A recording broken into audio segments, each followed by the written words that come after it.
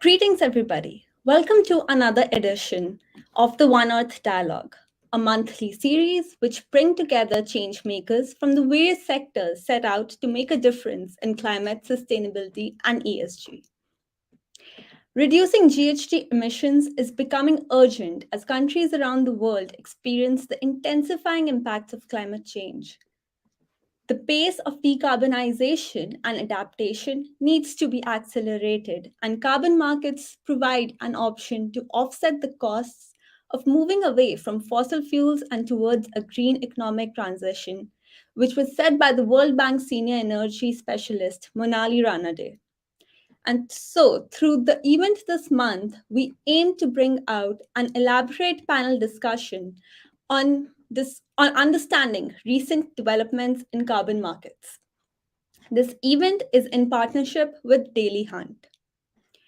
I would now like to introduce the moderator of our panel discussion, Ashwini, the senior manager in the climate program at World Resources Institute, India. At WRI, Ashwini's work focuses on enabling a just and equitable low carbon transition in India through policy analysis, economic modeling, as well as private sector engagement. Ashwini has over a decade of experience in carbon markets, working as a consultant at Ernst& Young and through her research at WRI India. She also successfully executed advisory projects in South Asia and Africa under market mechanisms such as Clean Development Mechanism, Gold Standard Foundation, and Verified Carbon Standard, and was responsible for the issuance of certified emission reductions accruing to more than 5 lakh tons of CO2. She also provided advisory for clients on renewable energy certificates and perform Achieve and Trade scheme implemented by the Bureau of Energy Efficiency in India. I now hand over the floor to you, Ashwini. Thanks, Nemat, and thanks, MASH Project, for inviting me. I think this is a really opportune time to discuss carbon markets, especially with what is happening globally and in India, and really the potential that carbon markets offers in order to enable a low carbon transition in a quicker and in a most cost efficient manner. So my apologies, I'll just take another 2-3 minutes before I can turn on my video. But essentially, what I wanted to start off with is just to set a little bit of context on the topic of carbon markets. So, being in this field for about more than a decade now, I can definitely say that the way in which the carbon market scenario has evolved is really reflective of the times that we live in. The fact that each country, no matter how developed it is, needs to undertake climate action in order for us as a humanity to achieve our emission reduction goals has really reflected in the fact that countries across the world have undertaken, at least to some extent, ambitious climate action. To what extent we reach these ambitious targets and the pace at which we reach them, as well as the cost at which we reach them, is what will make a difference between a world which is prosperous as well as sustainable, whereas a world where we continue to face worsening impacts of climate change and worsening human conditions. Carbon markets are an essentially a economic tool, and economists across the globe agree that it is one of the most powerful tools that we have in order to achieve climate action.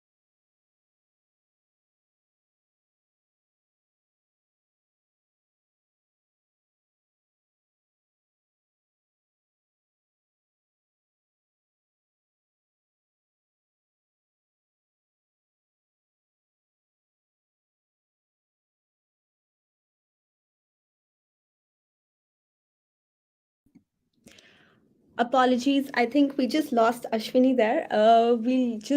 I think she's just asked for a few seconds. We'll be just getting back.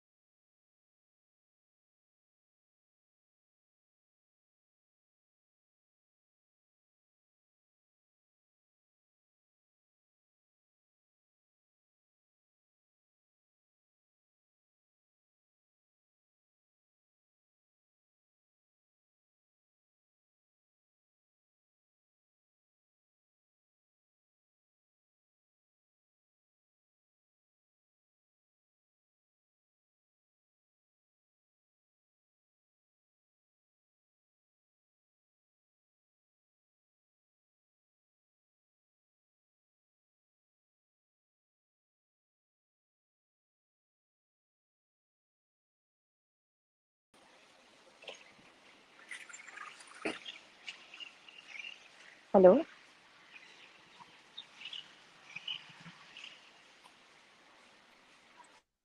Hi, Ashwini. We can hear you now. We lost you in the middle. Sorry. I don't know where you lost me though. If you could just tell me, I can sort of go back to the middle a little bit. Probably, it'll be nice if we could give a brief introduction. Lost you almost in the beginning itself. Uh, Oh, that's okay. Okay. Yeah, so I'll keep it short. I don't want to repeat the whole thing again as such. But essentially, what I was trying to say is that carbon markets have evolved over the past 2 decades since we had the first carbon market and since we had the Kyoto Protocol, which began the global carbon market landscape. Today, we are at a juncture where we have a vibrant voluntary carbon market because of the demand that is driven by ambitious climate action by corporates. At the same time, we have a more mature understanding of what a global carbon market space could look like under the Article 6 rules that were finally agreed upon at the last year's Conference of Parties. We have Article 6.2, which enables countries to trade mitigation outcomes in order to meet ambitious NDCs. And on the other hand, we also have an Article 6.4 that establishes a global carbon market space through the Sustainable Development Mechanisms. While the details of how these will be operationalized are yet to be understood, we already have a entire set of countries globally that have set up national carbon markets. There are also subnational and city level carbon markets that have been operational. And over a period of time, there has been a maturity in the kind of design that is expected, in the kind of prices that are discovered through the carbon market trading, and through the reductions that are possible. How India uses these lessons as it embarks upon setting up its own carbon market is really the place we are at. We would also be curious to understand how the Article 6 rules translate to and relate to the realities of India and its place in the global landscape. At the same time, the way in which we meet our NDC goals would also be determined largely by how cost efficient and investment intensive our reduction journey is, how equitable our journey is, because again, we are not looking at a level playing field. A carbon market is an excellent economic tool in order to achieve emission reductions at the least cost. But at the same time, the success of a carbon market largely depends on its design, on how consultative and inclusive the process of implementation is, and how countries can, and especially how India is able to use the learnings from global carbon markets, from pattern REC, and also learn as we go along with the relevant stakeholders.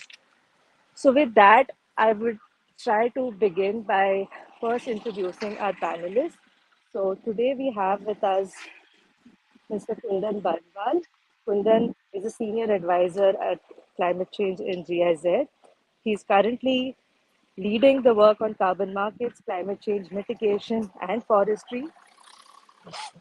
He's a climate change and carbon market expert with more than 15 years of experience and a comprehensive knowledge on development, implementation, and evaluation of projects on climate change, carbon markets, MRV, and sustainability. He has authored and led the development of an internationally approved RED Plus methodology, first from the South Asian region, and several CDM and BCS projects in various sectors.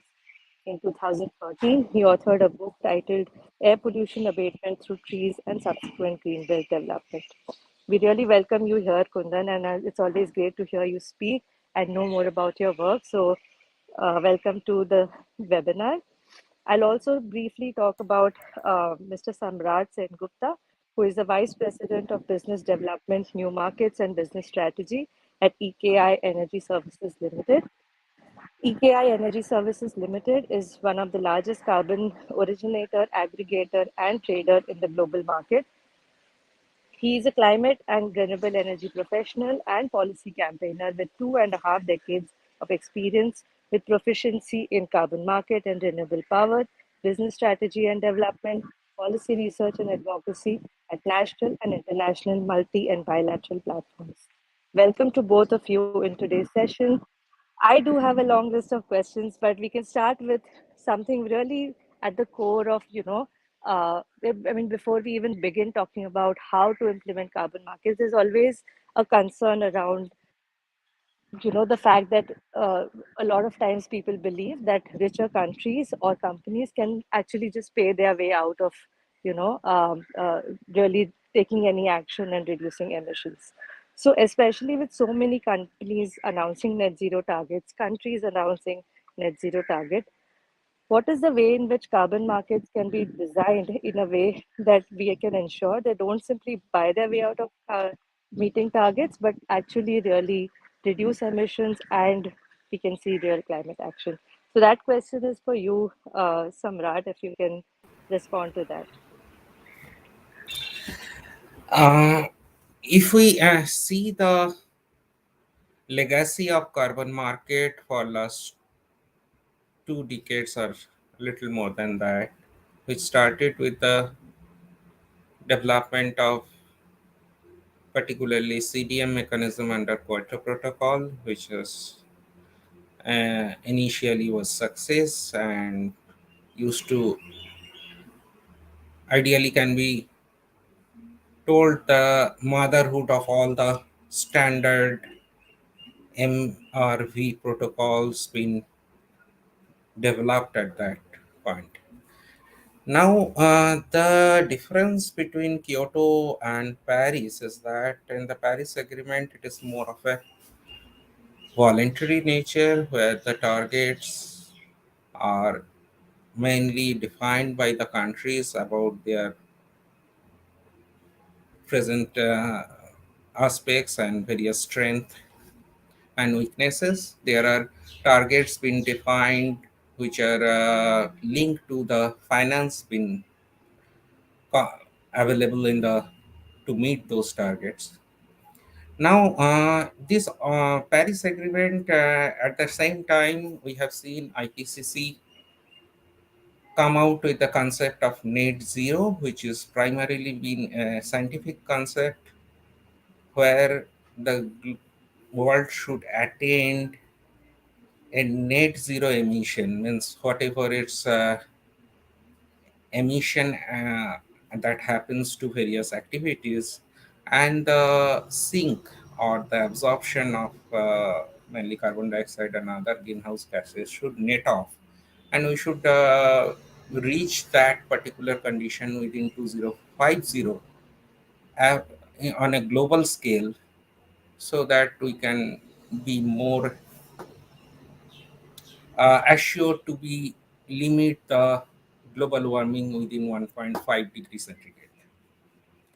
So, with that perspective, and particularly the net zero concept, uh, is primarily being promoted to take actions at the various commitment level rather than to depend wholesale on the offset mechanism. Whatever the uh, leftover emissions that may happen at a very corporate level or a country level or a regional level can be set off with offset mechanism. So carbon market being a very important tool to support that offset mechanism, but it's not the 100% of the action to be proposed, especially under SBTI. And we should not too much worried that it is only a rich party's game to not take action and put all the burdens to the south, and just technology and money transfer will be possibly help them to reach that goal.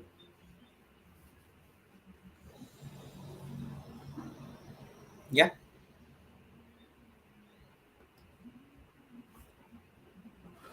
Thanks, Samrat. Thanks. Um, So then moving on to my next question, and I alluded to that a little bit, and this is to you, Kundan. So we've had market-based mechanisms for a while now, both globally as well as especially in India with market-based mechanisms like PAT and REC.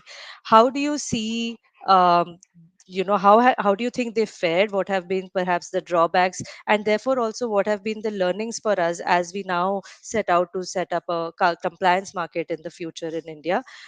What would you say would be the top things that we have learned? Thanks. Yeah, thanks, Ashwini, for first of all, thanks to MASH Project Foundation for inviting me to speak on this topic, and Ashwini for the kind words that for the kind introduction that you did in the beginning. Yeah, so let me first begin with saying that we are talking of different types of markets in the same question, right? So we are talking about an international mechanism, which was the famous, infamous clean development mechanism under Kyoto Protocol of the UNFCCC, where India was the second leading destination after China with about 1,800 projects registered, right? That's one part of it. But then India has also been proud and has been boasting about these national market-based mechanisms in the energy sector, the PAT and REC, which you rightly mentioned. But there are and for the benefit of the audience, I'll just very quickly, in less than a minute, talk about what these mechanisms are.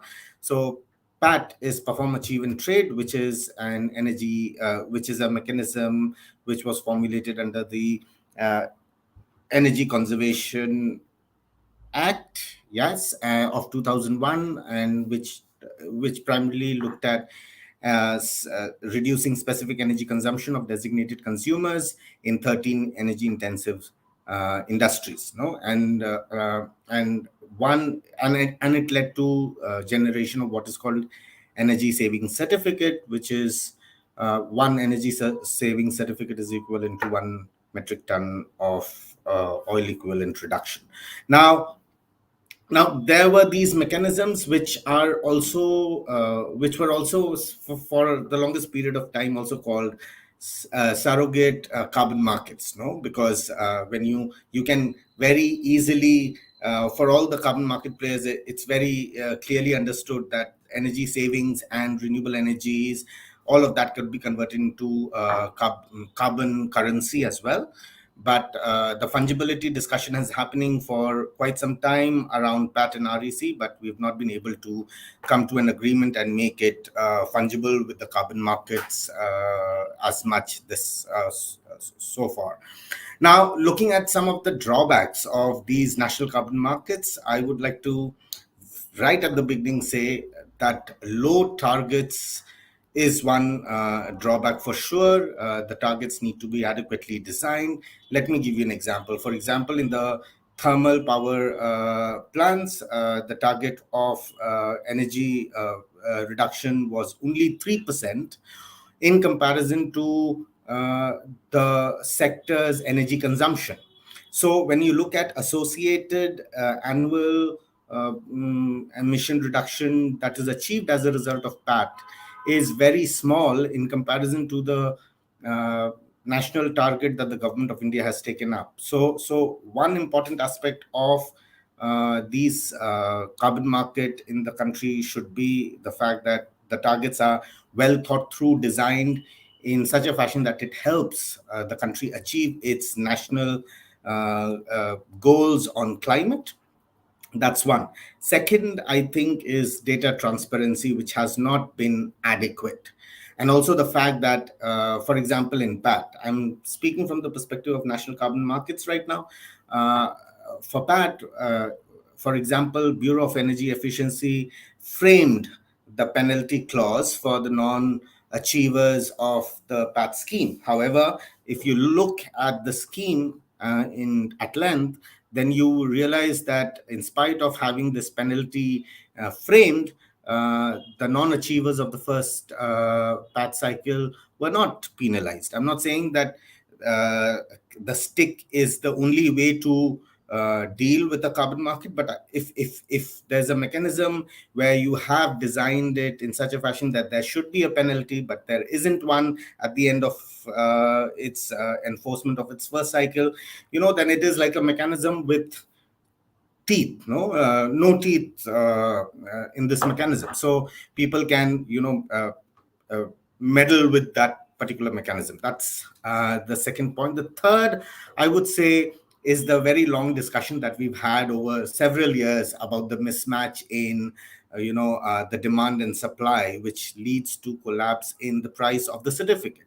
For example, let me just inform the audience that when the trading in PAT began, there was already, the market was flooded with about 3 million energy saving certificate, whereas the demand was about 1.45 million certificates by the companies. Now, you see, it's almost more than double the demand. So this eventually brings the price down. So the design, as you were mentioning in your opening remarks, the design of the mechanism should be such that you can actually control the demand and supply, and the prices shouldn't be too low. And this brings me to the other point, that the industries that achieved the PAT, who were achievers in the PAT scheme, they had actually invested about 25,000 crores in order to achieve those targets. But those who did not achieve those targets were got away with it by just investing about 100 crores for non-compliance. Now, see, there's a huge difference. This kind of gives perverse incentives for agencies who would not want to invest more and can get away with a small amount of money that they would invest or they would have to pay as for non-compliance. So the absence of a floor price for a certificate like this is important, no? And that would be another thing that I would talk about. In terms of learnings, there are quick there's no quick fix solutions to these. No, this was also a learning by doing process, in terms of the national market based mechanism. But one thing is for sure, that we are talking of two different mechanisms here, right? Like CDM is a different animal than PAT and REC. And see, the point is, in PAT cycle 1, there were certain designated consumers who were given a target. But in PAT cycle 2 and 3, some of those designated consumers were removed from the list. Now, the point is, this cannot happen in a carbon ETS, because the entity will not be added or removed in different ETS cycles. Like if it has a target, it should continue in the different ETS cycles. That's one. Second, I think, is understanding the coverage and scope. We as a country need to be very clear and give a policy, give a direction to the industry in terms of whether India is going to provide absolute emission reduction targets to these entities, or ask them to do it from the GHG intensity perspective.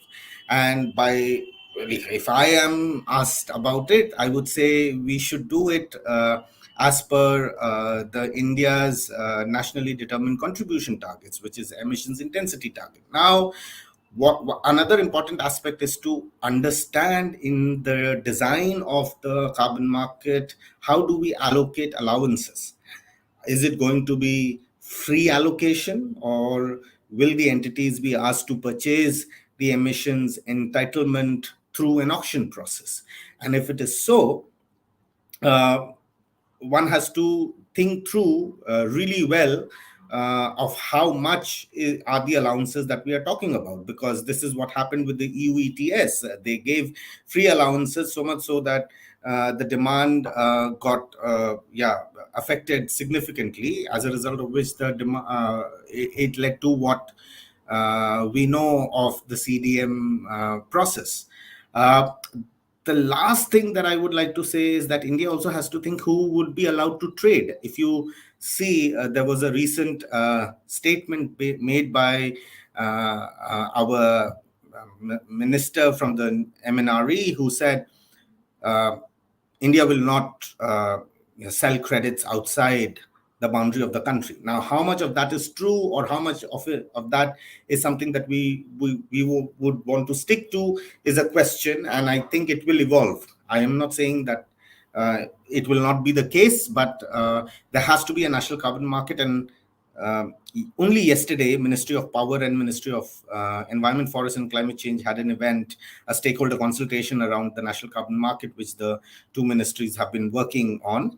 And I think it is important to see who will be allowed to trade? Will it be individual emitters, business agglomerates, and industry association? The point is that the trading principles need to be discussed with the industry and decided before the implementation begins. Looking primarily from the perspective of floor and ceiling price of carbon, if there is one, which will be considered, limits to the trade volumes in real time, and controlling of carbon prices, volatility. So how volatile is the carbon price, and can the government of India think about it from the perspective of ensuring that they do not lose face eventually 3-4 years down the line, and also thinking about it from the perspective of retiring these credits against NDCs. And you mentioned about Article 6 of the Paris Agreement, right? I will talk about it subsequently, but I think these would be my initial remarks. I'll stop there. Thanks. Thanks, Kundan, and really important points made there, especially a couple of points that I really agree with is firstly, on providing a long-term price signal. So, like you said, having people enter and exit the market midway does not really provide a consistent and progressive signal on reductions, and also does not really help companies make informed choices in terms of investment. So, if they are investing today, to what extent will it continue to serve emission reductions and meet their future targets? And knowing that the targets are going to become progressive is one way to encourage long term investments in low carbon technologies. Which also reminds me of your first point, which is that we need to have a high cap, because that is where you can get reductions, that is where you can actually enable emission reductions beyond business as usual. But also that brings me to the point of the fact that we are a growing country, and even though we have emission intensity targets, we do want our industry to thrive. We want to attract new investment.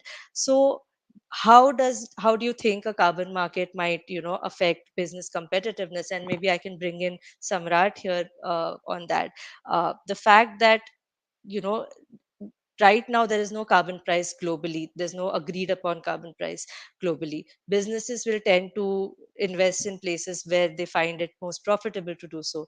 In developing a carbon market in India that will price emissions, Samrat, how do you think the issue of competitiveness can be tackled, and especially for smaller companies and smaller investors who might actually get impacted, maybe because they are in the more emission intensive sectors perhaps, right? So, do you have any thoughts that you would like to share on that?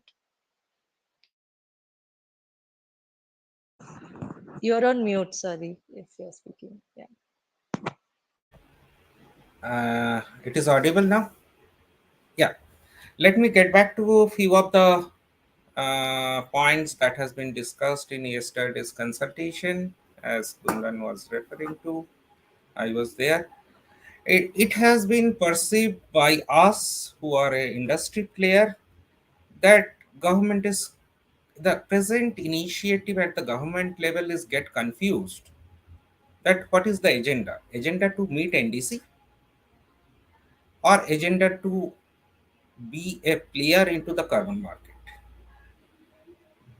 If we see the other regional initiatives in the form of national and regional ETS, and the present structure which has been presented as a draft structure yesterday, I think it creates more and more confusion. They are talking about fungibility between an absolute measurement of energy conservation initiative and REC initiative into a offset which is internationally tradable. But the basic fundamental of generating these two commodity is different. So how they will going to make that fungibility when the whole carbon market thrives on transparency and traceability? That's we can see that different carbon can be coming from different particular initiative, divided by technology, divided by the geography, divided by the scale of uh, SDGs that can be associated with that kind of initiative beside the emission reduction. valued from $2 to $30. That's what we trade into the market. So they are talking about the other way, making everything as a carbon commodity. We means making everything to a fungible single commodity. That's, I think, at the basic dilemma which I have experienced in yesterday's discussion, that a absolute and additional being tried to be become fungible. Second point, if our, as it has been exposed in the RFP which the government through Bureau of Energy Efficiency has earlier published to appoint the consultant, it is very clear that the main driver is to meet India's NDC commitment. NDC is an absolute commitment, means it is in percentage terms or it is in billion tonnage of emission reduction, whatever you talk, the measurement will be absolute. Whatever you do from your 2005 baseline or 15 baseline, whatever the baseline may be. Whereas the offset is completely coming out from a different understanding of baseline additionality, which is beyond environment, the financial additionality. And when they nomenclatured both the product under the same bracket of carbon credit certificate, and then people who are not regularly dealing and understand the nuances, given political statement of either banning of export or controlling of exports, what India's, as Kundan said, India was the second largest destination of during KP. Even Indian Trade Promotion Council has said we have earned 10 billion USD in KP time. And presently, due to various reasons, I don't want to discuss those reasons, India is the top supplier in voluntary market. And we expect the market to be at various um, research level done by task force of voluntary carbon market or McKinsey or BCG. They have put a figure of 150 to 200 billion dollar is the total market size. And if we consider the present day Indian footprint will still go ahead, it's almost 30% of that footprint. So we are going to earn 60 to 70 billion dollar per year in somehow in next 5 to 6 years. So, and that will help us, as because another good point is that we are in the point of development where the infrastructure in the name of energy or other infrastructure we required by 2030, we have still to build two-thirds of it. Means we have a greenfield in front of us. And this kind of carbon export and inbound climate finance will help possibly India as a market to adopt novel and upcoming technology which is more and more climate benign. So government should think about that aspects. We have seen how the initial phase of KP, though with lot of criticism been done, I am not taking into details of that, have helped some level of RE intrusion into the Indian market. I'm not attributing everything to it, but it's a, whatever the you. So that confusion, it is the present form of structure yesterday presented. It's really getting confused, and particularly the demand supply scenario for that. What has been the main reason of failure on REC and PAT, though being addressed, and the target which rightly put out by Kundan is, it is like they are coming out in a carbon as an another derivative to skirt the failure of the energy saving schemes and the REC schemes without addressing to rectify the failure. So I don't think it will not add up any value in terms of commercial understanding of the carbon offset flow, and people will be more and more get confused in that sense. So pricing issue, yes, we have various sectors which presently not been addressed in the Energy Conservation Act, which are very high value carbon in the global market.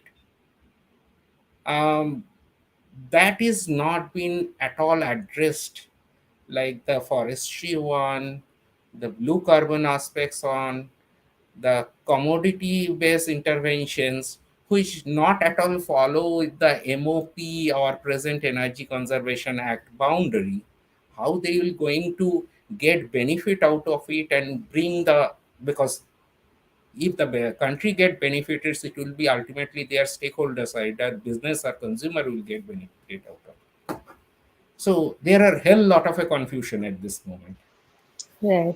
So what I heard you say is basically what industry will look for more than anything else is clarity and like clear understanding of how this will affect them, how this will actually be operationalized, and what that would mean in the larger carbon market space as well as for making informed decisions as a business for like just purely for their mainstream operations. Just to Yeah, add one tagline, they should differentiate between the national cap and trade ETS system and the global compliance and global voluntary. There are a lot of differentiation. I don't absolutely. think that level of understanding is not very clear at the present draft level. Right, right. Yeah, and I think that that is a question for a lot of people within the Indian industry, and we keep getting requests in trying to figure this out because often people mix up the voluntary and the mandatory compliance schemes, and they mix up also the global and the sort of domestic policy landscape. Um, but at the core of this, and that's what I am also getting from what both of you all are speaking. So on the one hand, Kundan, you mentioned that if we look at the total reductions that these kinds of schemes achieve, it's very small compared to what we need to meet our NDCs also. So then why do we need a carbon market, right? So the government is already looking at green hydrogen policy, electric vehicles, and renewables of course has been like the at the forefront of our decarbonization journey. So what do you think really is a role that a carbon market can play in India to meet our NDC goals, if that is the sort of only single objective? Yes. So Ashwini, again, like I think I'll pick up from the last sentence of Samrat. No, so, yeah, I also think the sectors that you just mentioned, renewable energy, electric vehicles, and then what was it? A green hydrogen. They are so MOP, MNRE sectors that you again talk about. But the carbon market is much more than these sectors. As Samrat was mentioning, what about forestry? What about nature-based solutions? What about agroforestry? Like there are so many other things that can be looked at. So much before getting back to the question that you said, I would like to take a step back and maybe refer to the Paris Agreement goals and the NDC targets. No, a lot has been said and written about the fact that these targets are insufficient. We will not reach the 2-degree goal, and so on and so forth. But let's take a perspective from the fact that what if we were to reach these goals? And what is needed to reach these goals? So if we were to meet the two-degree target, I think there is an assessment which says that all the NDCs put together needs to be increased 3 times.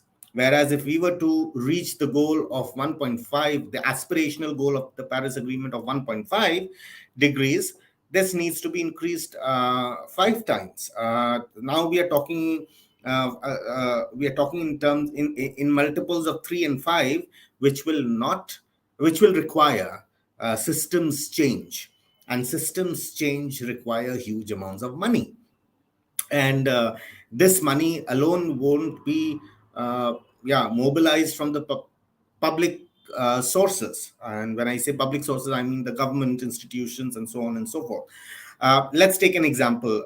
So the European Union has this fit for 55 strategy, right? So if the European Union was to achieve its emission reduction target of 55% by 2030, there is an estimate that they would need to invest about 350 billion euros annually this decade in comparison to what they had invested in the previous decade from 2011 to 2020. Now we are talking about huge amounts of money.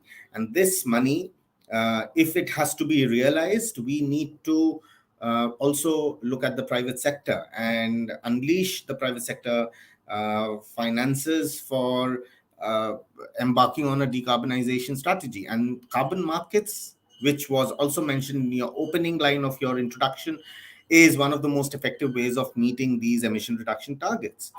Now, what the government needs to also do is back their net zero commitments, emission reduction targets with effective, robust, reliable, fit for the future and purpose for carbon pricing instruments. No, these carbon pricing instruments, when we talk about carbon pricing instruments, carbon markets is at the top of it. No, of course you can talk about taxes and other things, but carbon markets has also has also actually mobilized not just finance, but a lot of education around climate change has happened because of these carbon markets. And let's be very honest about it. You know? And yeah, I remember the days in 2007, 6 when people would talk about climate change in a very from a very different perspective. But when they started learning about the fact that when CDM came into existence, a lot of capacities were developed around that. You know? And then we are talking about decarbonization. Carbon markets are also necessary primarily from the perspective of the fact that it, in the current scheme of things, facilitates international cooperation. No? Article 6.2, where two countries could agree on a certain policy program project to achieve emission reductions and could work together on it. Now, the important aspect is that any country in the world can now become either a supplier or a buyer of credit. You know, the differentiation of India being a developing country and can only sell credits is not true anymore, right? So it can be a possibility, and I'm not to be quoted or so the point is that India could also purchase credits if needed from any other country. Now, the point is there's 6.2, there's 6.4. when you when you look at the other part of the question that you mentioned in terms of green hydrogen, EV, and renewable energy, my reservation on that part of the question is that this we when we look at the climate action commitments, these elements should not be uh, looked at either or. No, it cannot be this or that. Why can't they coexist? And you can still have green hydrogen as a policy imperative of the government of India, and carbon markets could facilitate that process. Now, for example, Germany has a strategy on green hydrogen, which essentially wants to establish green hydrogen production in different countries. And government of India came up with the national mission on green hydrogen only last year. And why don't two countries collaborate and work on the green hydrogen? This could also be a part of article 6.2, where finance and technology is provided and facilitated, and a certain portion of the emission reductions is counted in the books of the country which is providing finance and capacity development and technology transfer. So saying this, that technology transfer and finance is probably not needed so much, I would not say so, because there are technological breakthroughs which needs to be replicated and upscaled as soon as possible if we were to achieve the 2050 net zero target, the global target. Now, of course, India has 2070 as the target. Apart from this, I have to also say that green hydrogen, everyone, it has become the talk of the town, right? So of course it is important. We need to start thinking about it, and we need to start preparing ourselves to be green hydrogen ready. uh, the important aspect is that, you know, when we look at the costs, and the US and the cost, yeah, the cost of US dollar zero point 0.1 to 2.5 per kg of hydrogen, higher price, no? So I'm talking about the incremental price. That is also high for the Indian industry players for now. Yeah, and that is primarily the deterrent in terms of scaling it up at present. So my point of saying all of this is that they could coexist. It is not necessary. It's not like this that, yeah, we have these policies in place, why do we need a carbon market? No, the carbon market can facilitate achieving these policies maybe even faster. If there is a target to be achieved in 2030, why, if the carbon market could help us achieve that target in 2025, the same target, in the absence of which we might not, we might only achieve it in 2030, why don't we have that carbon market? My only reservation on the carbon market story right now is the absence of a registry. You Right. know, you can have, you're talking about corresponding adjustment. My question to the developed world would be, can you please show us an example of how a registry will work, or how does a registry look in terms of if you were to do a corresponding adjustment? Right. Do we have examples? I don't know of any. I haven't seen one. I would be happy to be educated on that. Uh, yeah, so the point is, are we even thinking about a registry for the carbon markets? And as Samrat said, the confusion is growing, and the fungibility thing has been discussed for the last 10 years now. As soon as PAT and REC began, we started saying, okay, these are surrogate carbon markets, there has to be fungibility.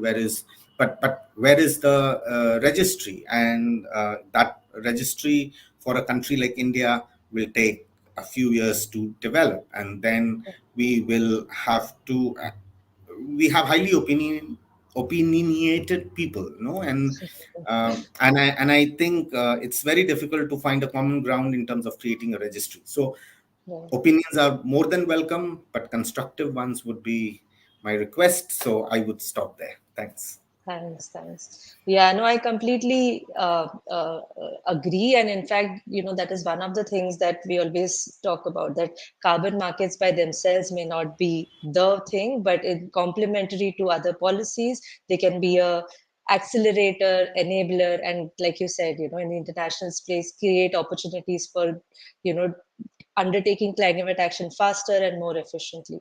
So I'll just have one last question, and that is also because we are in the end of October, and very soon we'll be into the new COP, that is COP 27, and all news is now oriented towards what's the big thing this time. So maybe first, Samrat, you could go, and then Kundan, same question to both of you.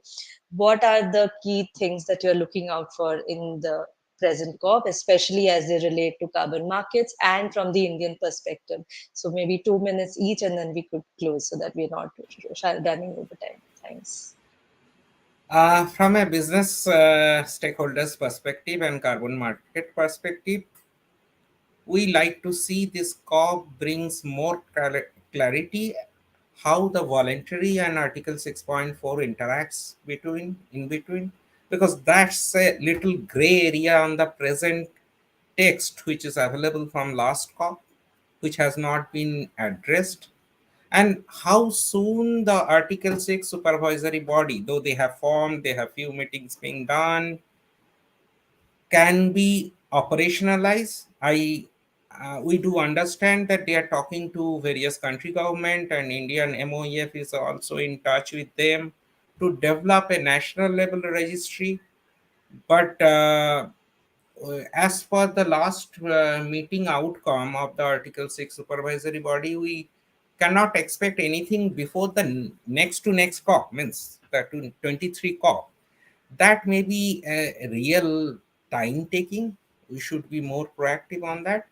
And from the country government perspective, maybe the AIPA, they called it, which will be the nodal agency, an agency under MOEF, will be talking to all bilaterals and multilaterals under 6.2 and 6.4 to take all the initiative forming a national uh, like earlier it was national CDM authority, so national authority of AIPA, something like that, to make the structure, because there is also some of the unused credit of the CDM cycle which may be or may not be accepted at the NDC till 2023 or 25, and that need to be done through a process with national approval as well as international approval to transit it in article 6.4 or use it or retire it under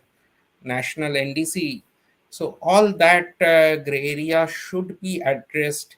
Beside, this COP is primarily, I think, will be more active on addressing the adaptation, loss and damage, and African related issues. So our market will be a secondary issue, but if that clarity can be bringing, then it will be good for the business people like us. Mhm. And Kundan, your expectations, what are you watching out for? My expectations would be around clarity on corresponding adjustment, and that is important from the perspective of the first point that Samrat made: voluntary carbon markets. How will that function in the context of NDCs? And some more clarity around that definitely is needed, especially if you want the private sector to actively contribute. We've been saying Article 6 and 6.4, 6.2 and 6.4, private sector has a huge role to play, but how? And is something that would be good. The fact that details of the administrative infrastructure for creating a registry for ITMO's transaction under 6.2 should be discussed. The registry thing is will be, I think, at the top of everybody's mind. The fact that rules of procedure for the supervisory body around Article 6 will be considered for adoption. So, how will all of this work? The good thing is that India is a part of the supervisory body on Article 6 already, represented by Mrs. Rajeshri Ray from the Ministry of Environment, Forest and Climate Change. And the fact that uh, and I'm more keen to see how the outcomes of COP27 feeds into the national discussion on national carbon markets, because they've embarked on something. And the fact that just to pick on what Samrat said, the IPA, which is Apex Committee for the Implementation of the Paris Agreement, what I know is that the Ministry of Environment, Forest and Climate Change is coming up with a national designated authority for the implementation of the Article 6 of the Paris Agreement. It's called NAIAPA. Too many A's. So they are coming up with that. And this will be something similar to that of the NCDMA, which will have the responsibility of looking at uh, authorizing, yeah, authorizing Article 6 credits eventually. So these would be my expectations. One last expectation would be around CDM transition. I think, yeah, the cutoff date is there, 2013 onwards. You can have it. You also have a end date that you can only use it by this time. But what and how will all of this be operationalized is something still a question, considering the fact that we came up with a report which said that 302 million credits from India from alive CDM and voluntary carbon market projects are still there that could be used from 2013 onwards in the Paris Agreement regime. So that's it from me. Thanks. Thanks, Kundan. Thanks, Samrat.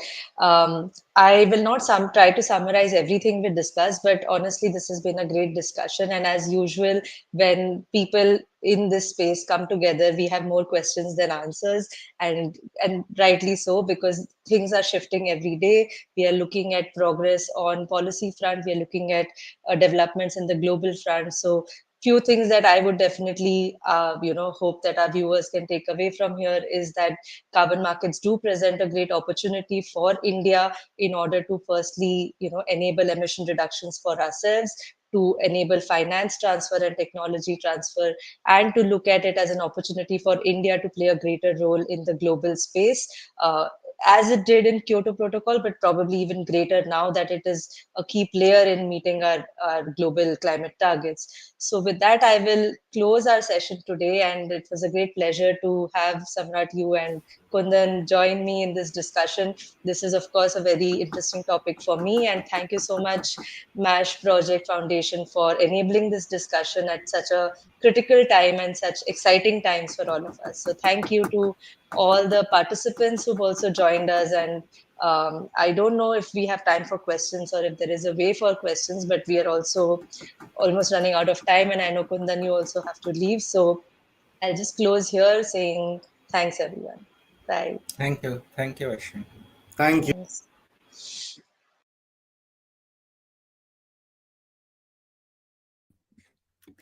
Thank you so much, Ashwini, for moderating the session so brilliantly. I would also like to express my gratitude to all the esteemed speakers for their presence and contribution to the OneEarth dialogue. And thank you to our partner, Daily Hunt, for all their support. We'll be regularly engaging with multiple stakeholders in climate, sustainability, and ESG through these dialogues. In the meantime, make sure to follow us on our social media handles to know more about our work and learn more about this space. Thank you for joining us this evening.